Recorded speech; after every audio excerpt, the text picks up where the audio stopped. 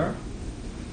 Okay, it's Tuesday, May 3rd. This is the Marlington Local School District Board of Education Curriculum Committee meeting, the administrative offices at 1 p.m. Would you please call the roll? Let's see. Dr. Mike, would you call the roll? Sure. Mrs. Humphries? Here. Mr. Hagan? Here. Thank you. Thank you. Adoption of the meeting agenda. I'd like to adopt this agenda. Is that okay with you? Yeah. Sounds good. Okay. All right. New business. Math curriculum review. Awesome, thank you.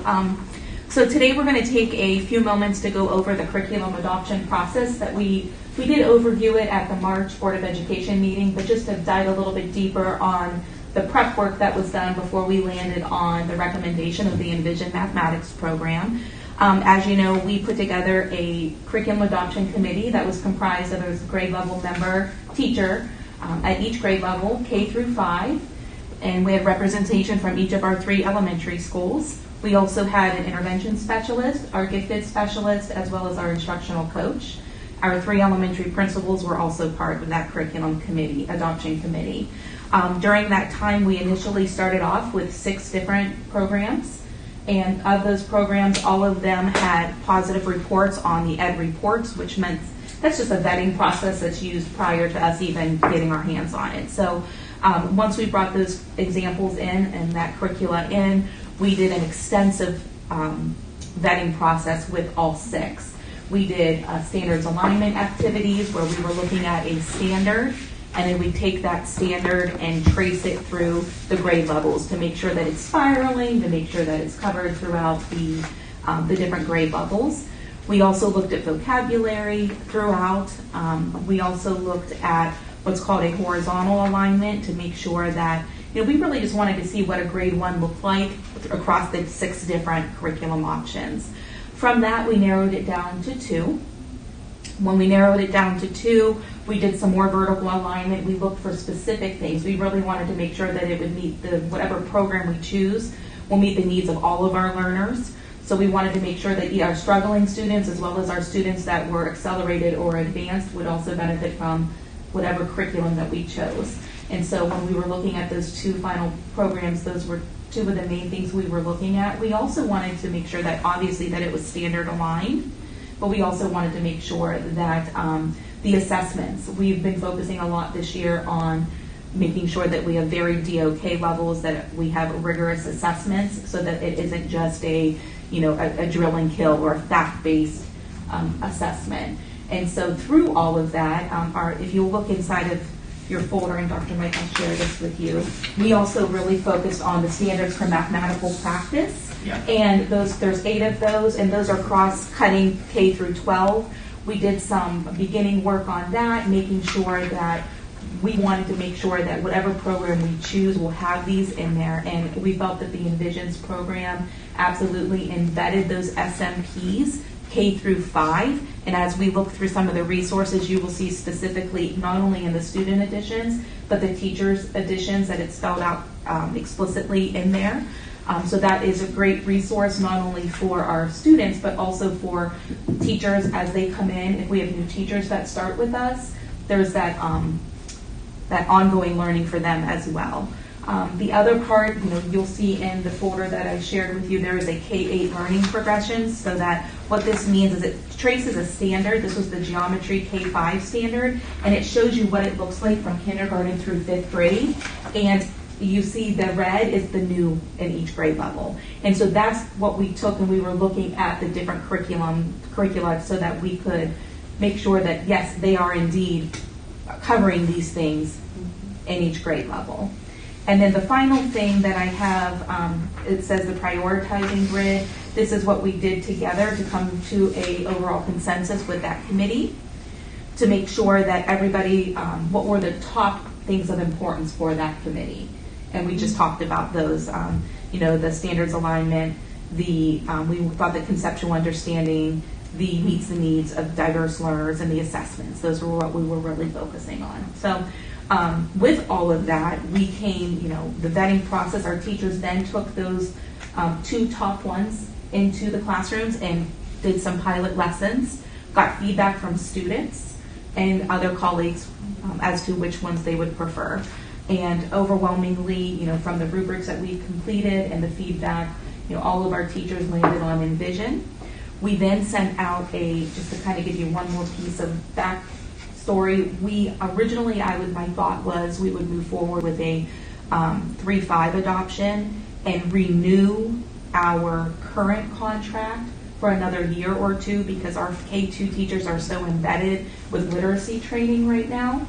However, the committee, once they did the investigating that we were doing, they realized that the curriculum we're currently using does not have a green rating on ed reports. And they were like, why would we continue using something that's not necessarily meeting the needs of our students? So I thought kudos to those teachers for thinking that. So we sent a survey out to our K2 staff. And overwhelmingly, they agreed with the committee and said we would like to move forward as well. Yes. So in addition to all of the literacy training they're receiving, they're advocating for moving forward as a K-5 curriculum adoption. So you'll see in your folders, you have other resources just from Envision, so you can take a look through those. We also have sample materials. This is second grade. We do have first grade, third and fourth over there, but you'll see the teacher's edition in there, as well as like I said, the student edition. You can see some of the teacher's resources, the assessment source. The other thing we liked about this was that it does integrate with Google Classroom as well as Schoology, which are our two platforms that we use. It integrates nicely. There are very much with the blended learning approach, it has the digital components on there. I shared those with you all prior to this. And our teachers did incorporate that. So the kids were using iPads and doing some of the activities. The other part that we like is the instructional design. So it's that 3-step. Step 1, it talks about that problem-based learning, visual learning, and assess and differentiate. So we really like the way that they incorporated that into each of their lessons. And then there's also a really cool opportunity for us to do what's called mathematics modeling in 3 acts. They're little videos. They are not for every single lesson, but they have these videos that go along also. They're very real life. They make the problems. They introduce us to a unit or into a lesson for the day. Those were one of the highlights that the teachers loved with the program. And then if you continue to go through your packet, it just talks a little bit about some of those proficiency results and some of the districts that have started utilizing Envision as their core mathematics program. And there's also a list towards the back. There is a list of K-5 users in Ohio, so districts that have adopted Envision. And then one of the last things in here on the left-hand side is this vocabulary. This was so important to us because one of the things we discussed was how oftentimes we are lacking in vocabulary, not only in literacy, but mathematics as well. And so what was nice here is this really gives you a foundation for the vocabulary, the academic vocabulary that is introduced in each topic at each grade level.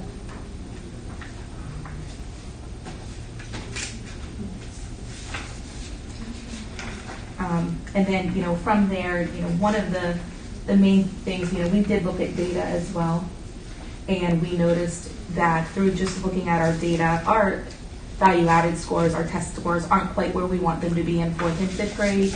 And so part of that was looking at a program, like we said, meets the needs of all of our learners. We want to have an opportunity for all of our students to show growth. And we really felt like with the resources that are available for Envision through the remediation, through the enrichment opportunities, the problem-based learning, that really all students will have an opportunity to build that foundational mathematics knowledge that they will need when they're moving into 6th and 7th grade.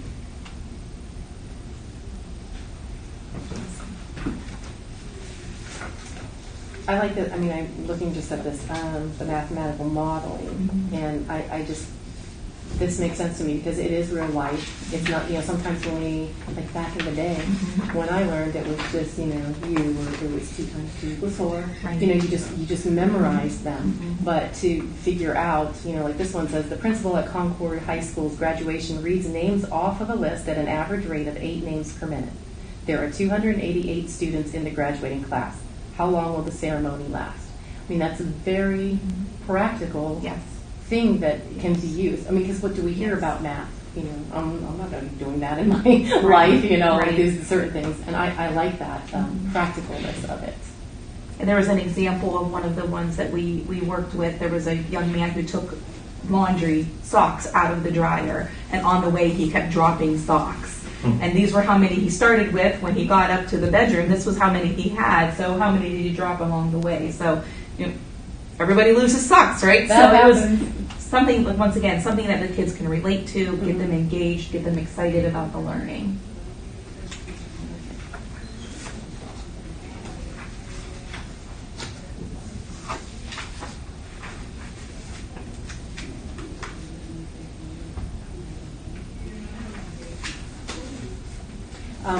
One question that I was going to ask, and it seems like it's addressed here, is that the different, because it is visual, that I know that people do, we hear that all the time, people learn differently. Sure.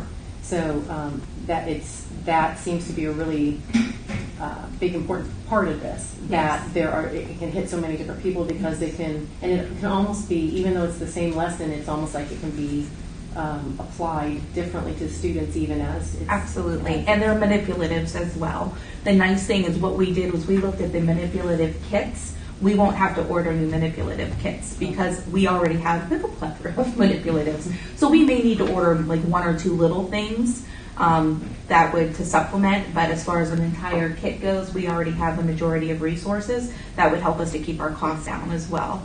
And so you'll see that they are embedded, the hands-on activities, the integration of technology, as well as some direct instruction as well from the teacher. But there's also that opportunities for we learn together, and then there's the independent practice pieces as well for each lesson. The other part that I didn't mention was that there are some cross-curricular projects that can take part, and they give you some examples of those that bring in ELA, that bring in your science and social studies. And we actually had one of our teachers at Washington that did one of those, and she said it was pretty incredible to see the students kind of draw in from their different subject areas to complete that project. So I don't know if we want to take a look in. That's the teacher's edition, if you want to take a look there. And I know you already have one of the student editions.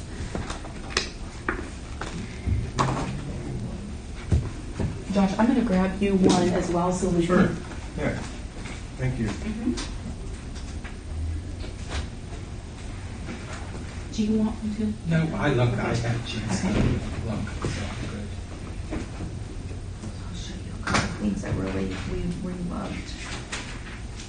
I mean, just like any textbook, you'll see they're always organized very nicely. Mm-hmm. So that's the nice thing. They do organize them nicely. So if you look on this one, it's on F27. So it says Math Practices and Problem Solving Handbook. So remember we talked about the standards for mathematical practice. They actually have a activity book that goes along with that. So thinking about if we're looking at all of our different ones, making sense of problems and persevering in solving them. So that's one of those standards of mathematical practices. And one of the things that we hear when our kids are getting to the middle school is that they don't have number sense. They struggle with solving, their problems. And so we wanted something that was going to help us build those foundations, just like when you think of literacy, how important it is to build those foundational literacy skills. Mm-hmm. We were really trying to find a program that's going to help build those foundational mathematics skills and allowing kids to talk about numbers and understand, like you were saying, Karen, that it's not just the memorization of the facts, but it's how are you applying them to solve the problems. Right. And so these types of activities will help them to be able to do that. So if you look, it talks about connecting, and then they assess, and they give you a rubric also to assess on that standard, that mathematical practice standard. And there's videos to go along with all of it as well, and it takes you through each one. So reasons abstractly and quantitatively. I'll tell you, the kids had feedback. They loved the cartoon figures. I'm sure. They loved the fact that it was, constructing visible arguments, or viable, not visible, my goodness, viable arguments, and critique the reasoning of others. So it's a huge one, right? You're critiquing the reasoning, and okay, well, tell me more. This is how you solved it. Did you solve it differently? Mm-hmm. Come up, let's explain that. How did you solve that problem? And talking about that. Mm-hmm. So yeah, it goes through the same with all 8 of those. And then I'll show you too. We go into an actual lesson. There's a topic opener. Your vocabulary. These are some of the projects that you could start working on. So it talks about the. So I know they may look just a little bit different, but if you look at 3A, is there a 3A on there? It'll say pick a project. It's actually right after that. Right here. Yeah, it should be right around there. It's a picking a project. It says. That's okay. But it's nice because it gives you, like I said, the different projects that they could be working on as well that integrate different. There we go. That is nice. I mean, a good variety, so it's not just, sitting down. I mean, because of course kids are going to go for the video, largely, but that's not always, I think sometimes we check out because it is something that we're so used to. Yes. So it's nice to have other options. Yes, and here's what's interesting. The teacher that did it, this over at Washington, gave students an option as well. Oh. Some student choice built within. Ooh. So that was nice. So then student engagement was up because they were able to go in the method in which they wanted to do the project. So the student engagement was up, which was awesome. So lots of ways that we can build on this. And then there's, like I said, you just go through here. It talks so much about each lesson. You have your before, your during, your after, your whole class, your small group, opportunities.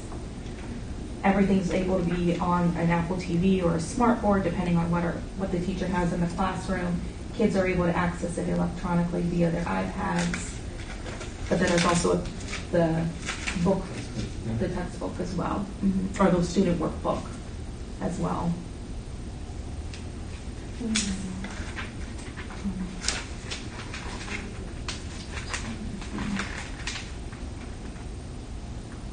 Are they going to be doing the bulk of the work on the iPads, or? No, it just depends. So like the lesson itself, they can do some, and it depends on the students as well, depending on the classroom. So even now, we have students that do a lot of it on the iPad with like in small group, or the teacher, they might be sitting on the carpet in front of the teacher, or they're at their desks, and the teacher is doing on his or her smart board. Or we have white dry erase boards that students will be working on. You'll see them if there's problem solving, they'll be solving there. So it would be dependent on the lesson and what that lesson's asking them to do. So I think you'll see a combination of all. Our littles, our kindergartners, oftentimes you won't see the iPads in their hands for the direct instruction piece, but when they're maybe doing some of that, like we do the daily 3, so when the teacher might be working with a small group, you might see students on online activities doing something that supports the lesson. Yeah. I mean, some of this looks very much like back in the day. 8 plus 2 equals. It's right there.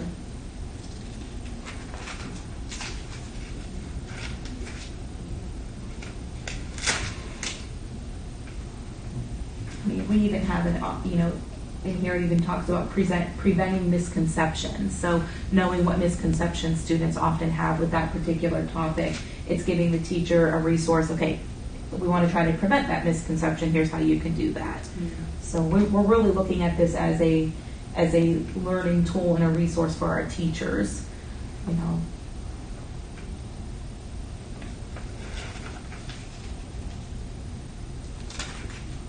Because I can imagine that some teachers definitely, they excel at a certain way of presenting the information, which this could help them get stronger. Absolutely. In other avenues. Absolutely. Yep.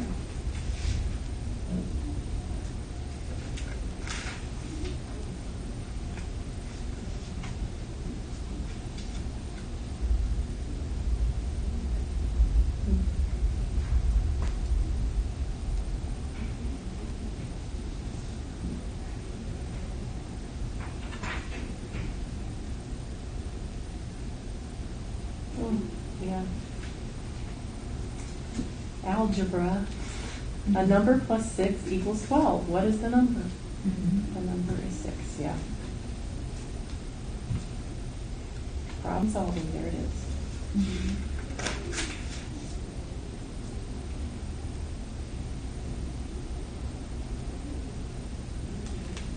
And there is a intervention piece that's built into this as well. We don't have an example of that, but it's specific to each unit. Depending upon how students are doing, there's specific resources to support that. So if we have a student that's struggling, let's see, what's this one?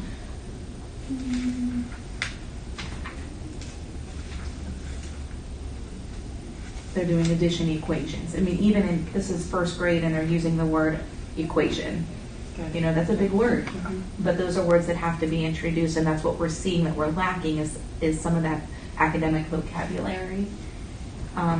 So it will be, you know, if the board decides to adopt, it is going to be a little bit of a mindset shift. You'll see that it is just us digging deeper and going a little further with that math, but also providing, like I said, that foundational piece as well, which is exactly what the team was saying we needed.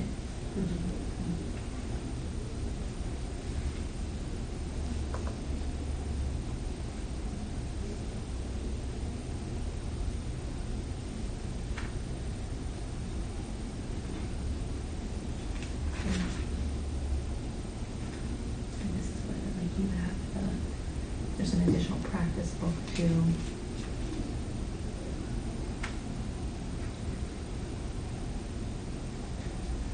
There's even like guidance on how to assign certain things for like additional practice, depending on if they need intervention, if they're on level or advanced. I was just about to ask that. Is there options for the kids to, you know, go beyond, you know, if they're, Yes. you know, needing? Yes.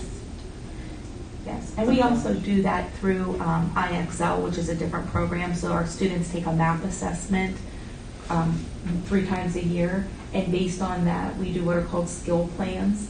So that's something else that students work on during that independent learning time. And it's designed strictly to what they need. So let's say I'm a 4th grader and I need remediation and some help in a particular standard. It's going to drop me even down to potentially a 2nd grade level if that's where my learning is at, and then build me back up from there. And then on the opposite side of that, we have students that are working well above grade level as well. So that's where we're going to see that growth for all of our kids, because they're having the opportunity that on level, that grade level instruction is coming from the teacher, you know, and they're still doing some differentiating as well. But this is just another step with that differentiation, allowing the student to take their own pathway depending on what their need is.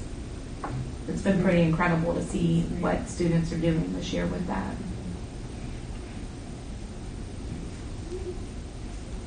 Looks great.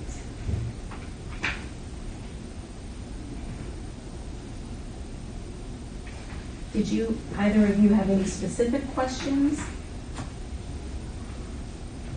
I had a slightly controversial question. I know that Like- I know that you know, recently there's been some uproar with in the state of Florida. They have found some objectionable content in some of the K-5 curricula by this, you know, same company that makes this. I know it's not the same exact curriculum. In fact, I was just scrolling through this. Let me see here. This is the grade 1, volume 1 book.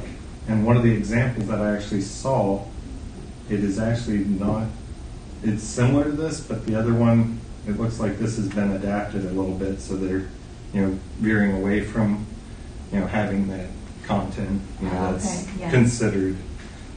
And they did overrule, I'm pretty sure they overruled that in Florida with the curriculum. Yeah, they rejected Yes, they it. rejected They rejected it. it? Yeah. Okay. Yes, yes. So that was, it was a big thing in Florida, but they did reject that, so they are allowed to move forward Okay.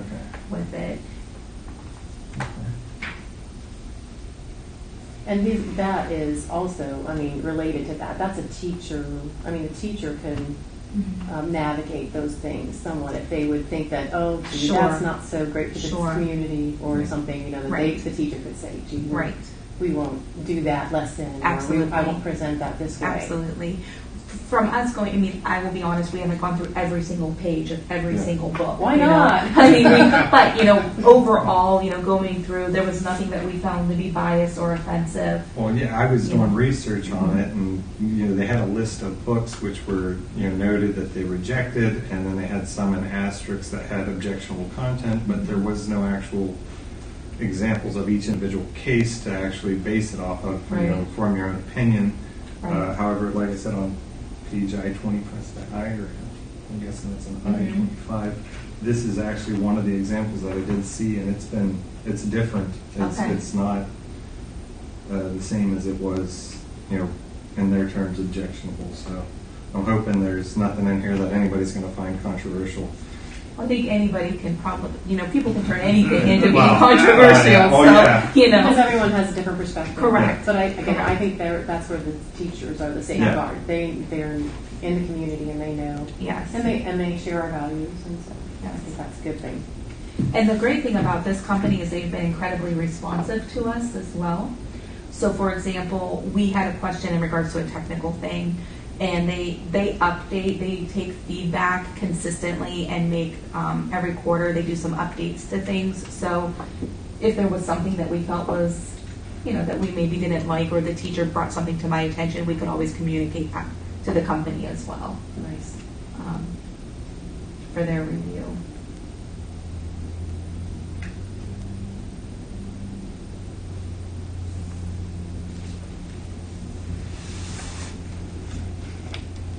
One of the things also that I said to the curriculum adoption committee when we got started is that there is not one curriculum product, one size fits all. If there was, every district in the state of Ohio would be using the same program.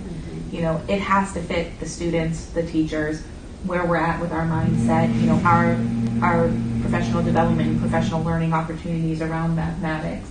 And so that's why, you know, that's why we took so much heart in doing this process. We wanted to do this process justice and make sure that we were choosing something. I was surprised I stumbled upon it because it didn't say where that was located and what textbook, but that's the exact same one. I mean, to me, it didn't seem highly controversial, but it looks like they've, you know, just changed it so that Revamped it. they revamped it. Yes. So that's good. Yes.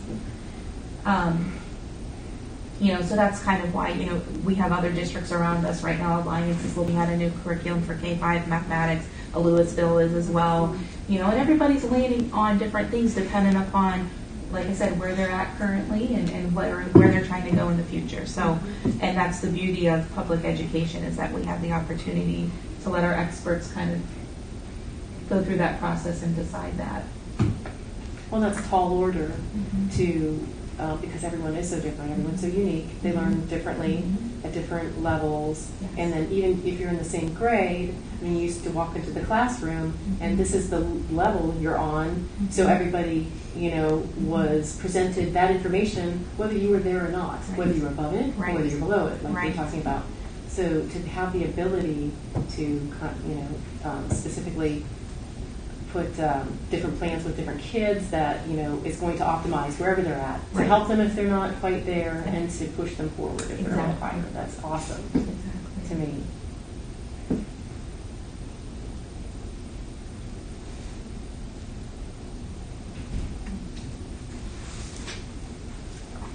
Well, if there aren't any other questions, I mean, these are here, you know, I can keep them in here if you guys want to look through them some more. I don't have to turn them back into the company. I guess, you know, moving forward would be just the vote then from the Board of Education at the next meeting, and then from there, you know, my goal would be is if the board approves this, I want to get professional development in place prior to the end of the year, so that teachers have access to over the summer to be, you know, if they choose to. It's not an expectation, but I know some have already said, hey, whatever we go with, I'd like to have the opportunity to have access to that over the summer to plan. And we have a couple teachers that are even looking at getting some, I think it might be through Ashland, some credit, putting together like a course to do some PD on their own to look through whatever it is that we choose. So, yes. That's And I know Mrs. Cayley and I have both invited the other board members too, if they'd like to come in, take a peruse through and take a look. Can we go through these actual textbooks and the workbooks on that link you gave us to their website, do you know? Or is it, because You can go through, no, not all of it. Not all of it. Because that would be like giving away, right? Yes. So that's a demo account that I gave you access to. What you can is you can see some of what the teachers would be presenting through that demo account. But no, you don't have access to the full thing. I was looking through that for a couple hours and it was kind of tedious. And I noticed it was hit and miss on what you could find. Correct. And that's because it's a free, like that's anybody who gets onto the internet has access to that. So they won't give full access. But like we requested samples and stuff. That's how we got these because we wanted, they knew that we were part of it. We were doing the curriculum adoption. Would there be the possibility, like if anybody in the community wanted to look over any of this, would they be able to? I don't have an issue with that. If they want to come in and look at it. Just if they would let us know. Yeah. Because I probably won't keep it out. I don't want you know all what this I to mean? disappear. Yes. There's lots of people. Or in somebody there. walk out and hey, it's party. Where's the stop? Yeah, if they just call in, because what I'll do is I'm going to probably gather this and put it in my office because we use this for a variety of meetings. Okay. So yeah, if somebody's interested, just have them give the board office a call and I can even schedule a time to go through it with them or make sure the resources are available. Good. Yep.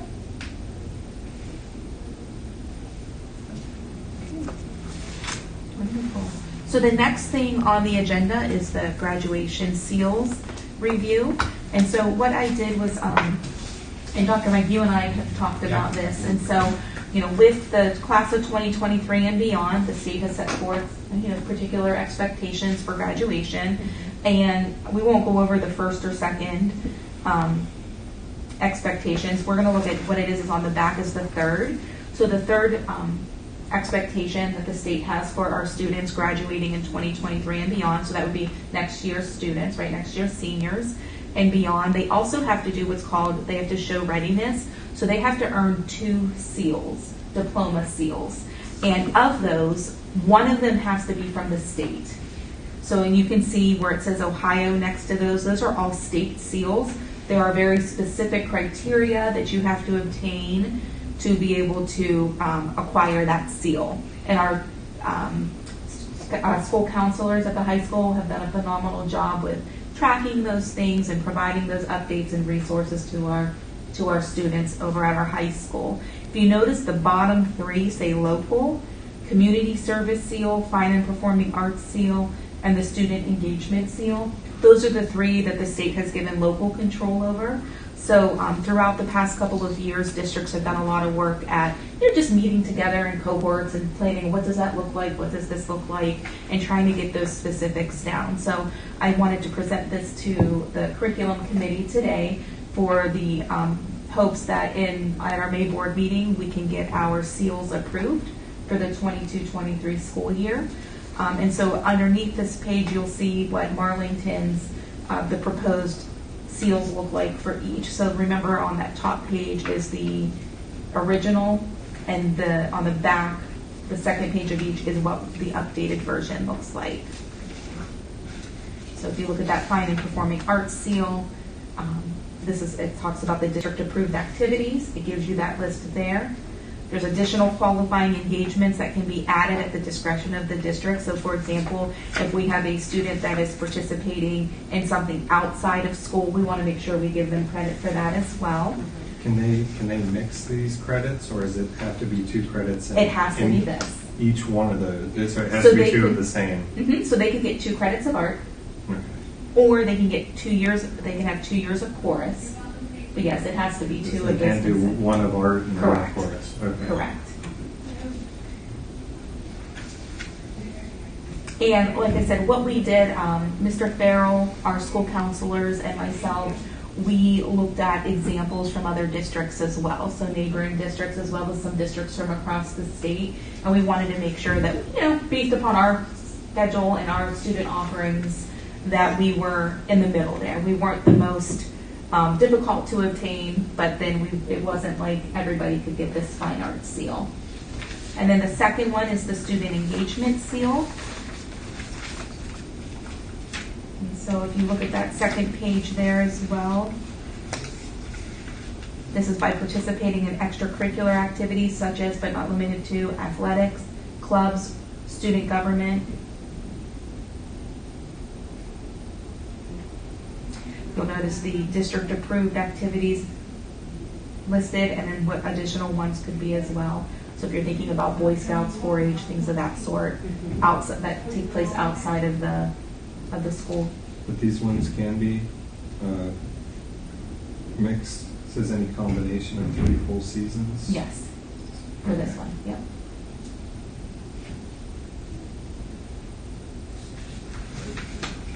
And then the final one is the community service seal. Oh, so sorry, I stapled, I stapled yours the right way. So the community service seal, once again, we only had 10 hours originally. We did increase that to 30 hours because if you think about it, it's over a course of a kid's high school career. Yeah. 30 hours is very obtainable. And if you notice, there are some different examples of, district approved and then outside things. So volunteer firefighting, scouting projects, church mission trips, service projects, any of those things outside of the school could potentially count as well. A lot of students do obtain 2 state seals because it just goes along with their pathway. But this is just another option. If they wanted to do 1 state and 1 local, these are the examples of those local seals. Oh, so, okay, yes. Classes of 2023 and beyond. Mhm. Okay. So this is a requirement. It is a requirement. Okay. Yes. All right. Yes. If they're able to get as many seals as they'd like. They could. Some Some kids would get diplomas them have all. lots of seals Yeah, on they would get them all. their diplomas. Yep. For sure. I mean, how does that fair look for college applications? I mean, is that something they look at, or? It's becoming something because it's a newer requirement. It is something. So I almost look at it as it's just a different way to present the I know information. the community service by itself is something that. It is, and oftentimes colleges will already ask for that. In the past, they've asked for that information anyways. Mhm. Now this is just a different way to present that. Right. Mhm. Maybe more Official. Mhm. Yes, and uniform kind Uniform, of across that's the word I was looking for. the Yes. state. Yep. very cool. Okay. Yeah. Well, sounds good to me. Are we? Mrs. Kaylee, your group did a great Yes. job on both of these. So Yes. it took elementary teachers. It's a lot of work. I've been where you are picking curricula. And then the seals, that also took a lot on the secondary people to figure out what's best for us. And Right. so thank you for your hard work. Absolutely. Much And everybody else appreciated. that helped Yeah. out. All Yeah. set. This is great. Absolutely. We're good. Okay. All right, Well, we can everybody. adjourn then. Thank you. Excellent. Thank you. Thank you, Ben. Yep.